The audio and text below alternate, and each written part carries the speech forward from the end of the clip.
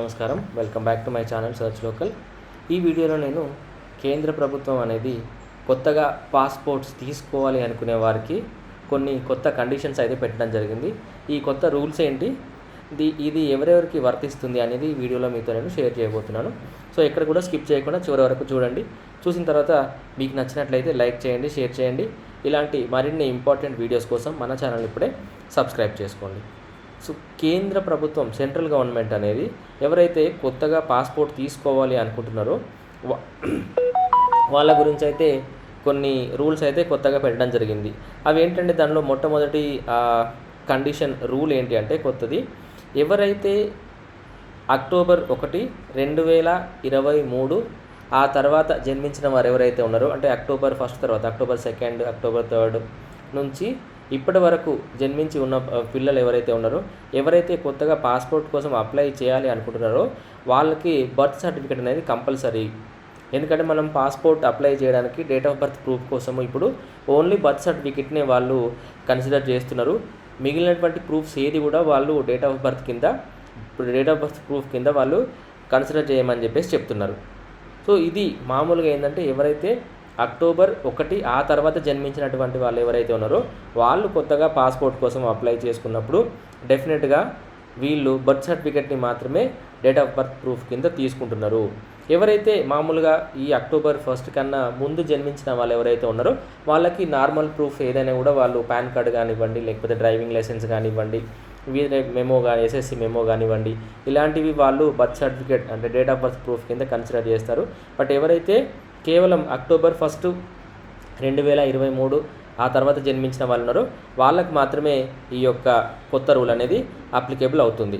అదేవిధంగా సెకండ్ కొత్త రూల్ ఏం తీసుకొచ్చారంటే వీళ్ళు రెసిడెన్షియల్ ఇన్ఫర్మేషన్ అంటే మన యొక్క అడ్రస్ ఏదైతే ఉందో అది మనకు పాస్పోర్ట్ లోపల ఉండేది. మామూలుగా పాస్పోర్ట్ ఏదైతే ఉందో దానిలో మన యొక్క రెసిడెన్షియల్ అడ్రస్ కూడా ఉండేది లాస్ట్ పేజ్ లోపల. ఇప్పుడు దాన్ని ఏంటంటే వాళ్ళు తీసేస్తున్నారు. సో ఇప్పుడు కొత్తగా వచ్చినటువంటి పాస్పోర్ట్స్ ఏదైతే ఉన్నాయో దాని లోపల రెసిడెన్షియల్ అడ్రస్ అనేది ఉండదు. మామూలుగా అఫీషియల్స్ ఎవరైతే ఉన్నారో వాళ్ళు మన యొక్క అడ్రస్ కనుక్కోవాలి అంటే వాళ్ళకు ఒక బార్కోడ్ ఉంటుంది. దాన్ని స్కాన్ చేసిన తర్వాత వాళ్ళకు అడ్రస్ అనేది అక్కడ విజిబుల్ అవుతుంది. సో నెక్స్ట్ కొత్త చేంజ్ ఏం తీసుకొచ్చారు అంటే వీళ్ళు దీని లోపల పేరెంట్స్ నేమ్స్, మామూలుగా మనకు పాస్పోర్ట్ లోపల ఎవరైతే పాస్పోర్ట్ హోల్డర్ ఉంటారో ఆయనతో పాటుగా అతని నేమ్తో పాటుగా తన యొక్క పేరెంట్స్, స్పౌస్ డీటెయిల్స్ కూడా ఉండేది. ఇప్పుడు దానిలో ఏంటంటే పేరెంట్స్ నేమ్ తీసేయబోతున్నారు. Name of the parent or legal guardian or name of the mother, ఈ రెండు ఏదైతే ఉన్నాయో ఇవి కూడా వాళ్ళు ఈ కొత్తగా ఇష్యూ చేసినటువంటి పాస్పోర్ట్స్ నుంచి వాళ్ళు రిమూవ్ చేయబోతున్నారు. ఎందుకంటే ఇది సింగిల్ పేరెంట్ ఎవరైతే ఉన్నారో వాళ్ళకి కొంచెం బెనిఫిట్ అవుతుందనే ఉద్దేశంతో ఈ యొక్క పేరెంట్స్ నేమ్ కూడా వాళ్ళు దీనిలో నుంచి తీసివేయబోతున్నారు. ఇంకొకటి ఏంటంటే ఫోర్త్ చేంజ్ ఏంటంటే మామూలుగా కలర్ ఆఫ్ పాస్పోర్ట్స్. సో ఇప్పుడు కొత్తగా ఈ యొక్క సెంట్రల్ గవర్నమెంట్ అనేది ఈ యొక్క పాస్పోర్ట్ కలర్ కూడా చేంజ్ చేసిందండి. సో దీనిలో 3 కలర్స్ ఉన్నాయి మనకి ఇక్కడ, వైట్, రెడ్, బ్లూ.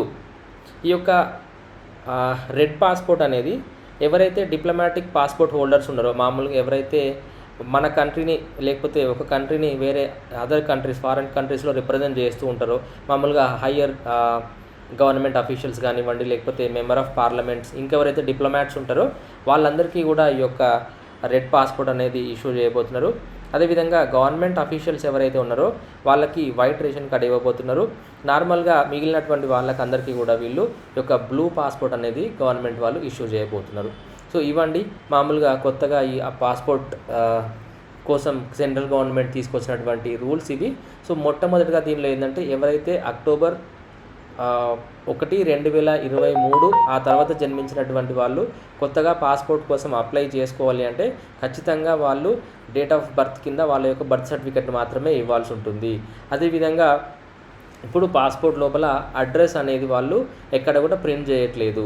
అదేవిధంగా పాస్పోర్ట్ లోపల వాళ్ళ పేరెంట్స్ నేమ్ అనేది కూడా వాళ్ళు ప్రింట్ చేయట్లేదు. అదేవిధంగా ఈ యొక్క పాస్పోర్ట్స్ కలర్ అనేది 3 కలర్స్గా వాళ్ళు ఇస్తున్నారు. ఒకటి red, blue and white. So hope మీకు ఈ వీడియో నచ్చిందని చెప్పేసి అనుకుంటున్నాను. నిజంగానే మీకు నచ్చినట్లయితే ప్లీజ్ లైక్ చేయండి, షేర్ చేయండి. ఇలాంటి మరిన్ని ఇంపార్టెంట్ వీడియోస్ కోసం మన ఛానల్ని ఇప్పుడే సబ్స్క్రైబ్ చేసుకోండి. Thank you.